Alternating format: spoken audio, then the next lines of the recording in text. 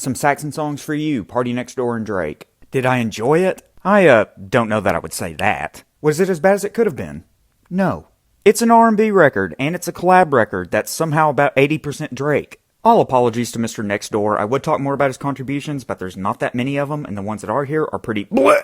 Drake goes back to flexing his R&B muscles here, though, and I think that's a better path for him. He's not rapping as much. He's crooning again. He's in his feelings. He's pouring his heart out. He's freaking playing Jimmy Brooks from Degrassi again. I think a lot of longtime Drake fans will really get a kick out of this. But for the rest of us, though, boy, howdy, partner, freaking Harambe, are we getting some basic-sounding Drake songs with some basic-sounding beats. And yes, there are some exceptions to this, of course, but most of the production just gets the job done, and getting the job done gets really old across the 9 plus 10.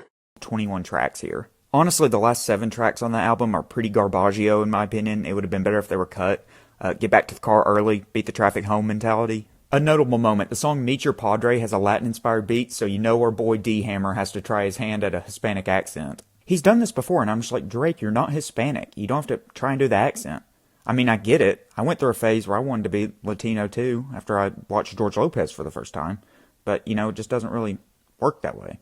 This record's whatever, dude. I mean, it's technically a collab record, but it's so Drake heavy, it's basically like one of his projects. That said, it's not the worst Drake project I've ever heard, but that's not really saying a whole lot. It's a 4.